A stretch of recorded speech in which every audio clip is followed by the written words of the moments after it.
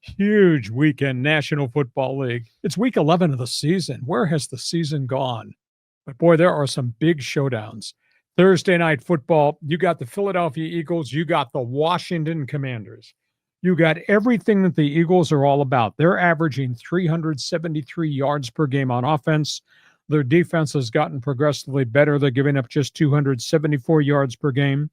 Jalen Hurts, 2,300 all-purpose yards at quarterback. Saquon Barkley's got 991 yards rushing.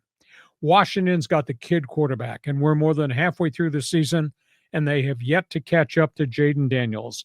He's got over 2,600 all-purpose yards. Get this stat. This is raw rookie quarterback, 13 touchdowns, only 2 interceptions on the season. Philadelphia, Washington, Thursday night football. Next game comes Sunday. Chargers, Bengals. Chargers are really excited. The relationship Jim Harbaugh, Justin Herbert just looks phenomenal. Team has developed its wide receivers. They're trying to get their running game up and running. Number one defense in the NFL, giving up only 12 points per game in 9 games this season. Go believe that. Now, that being said, here comes Joe Burrow in Cincinnati. Burrow has got a 108 quarterback rating, 24 touchdowns, only 4 interceptions.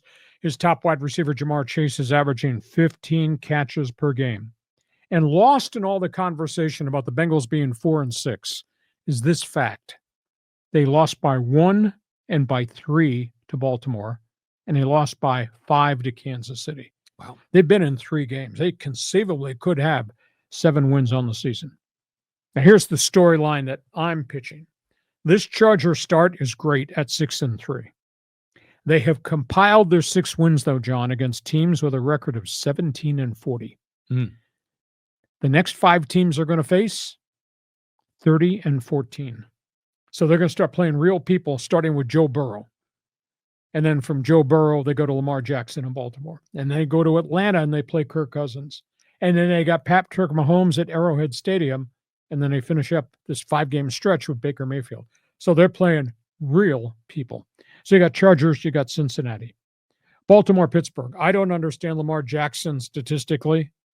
I mean, he piles up all these phenomenal numbers. He's only 1-3 against Pittsburgh in his entire career. Really? Which is really a shocker. He's 17-4 against everybody else in the AFC North, but he's 1-3 against Pittsburgh. But that being said, I just don't think that Pittsburgh can stay in this game, no matter how good their defense is and whatever turnovers they may generate.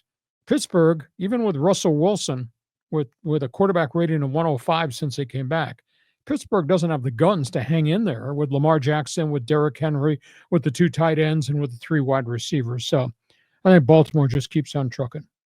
Kansas City, Buffalo. With apologies in advance to any Kansas City fan out there wearing red. This is the most unimpressive 9-0 team I've ever seen. Patrick Mahomes' statistics are way off the norm of what Mahomes is all about.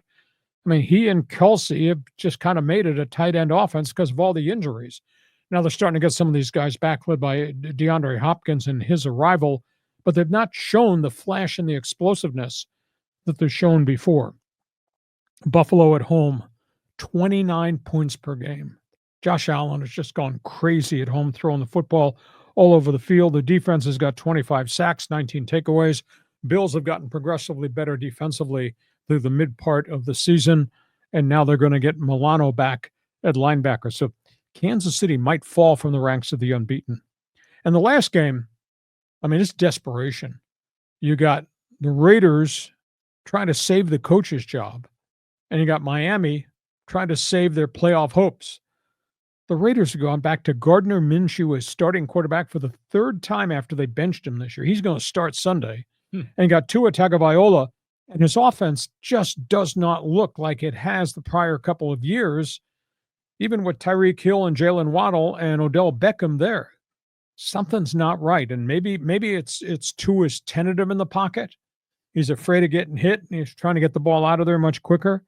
But, I mean, this is a really weird game because the rumors are everywhere in Las Vegas Antonio Pierce might be dead man walking, and they're playing to save his job, and they don't have enough skill on offense, and Tua doesn't look right, doesn't look the same. So, John, pick any of those games, pick all. Do you want to comment on the kid quarterback against the Eagles. You want to comment on what the Chargers did against bad teams and what they're going to face next? We'll talk about those other games too. You have the floor. I'm looking at that list, and 4 of the 5 games are AFC matchups. Yeah. And that's where all the top quarterbacks are. That's where we got the undefeated Chiefs and the Baltimore Ravens are rolling. When I look at the NFC, I mean, it's the Lions. Are the Eagles going to be competitive to get back to a Super Bowl? It seems like AFC, NFC is very imbalanced. Yeah, very much so. But who's standing at the end? There's a lot of good teams out there, a lot of good quarterbacks out there. And as you say, yeah, some pretty good people in the AFC street corner. But there is Detroit. And there is Philadelphia, and they are exceptional. Yeah, but then what's on? I mean, the South, what do you got? Maybe Tampa Bay. I mean, they're good, but they're not great. The Niners are having a down year. And so the NFC West is kind of a weaker division. Yep. So it's a mess. But I look at these games, and yeah, there's a lot of great ones on there. It's interesting that you said that Lamar Jackson is 1-3 against Mike Tomlin and the Steelers. Yeah. And it's like you could just see Tomlin's got like a game plan every time just to kind of thwart him. But this is the best group of people around Lamar Jackson I think he's ever had in the course of his career. Right. It's a really dynamic Baltimore Ravens team.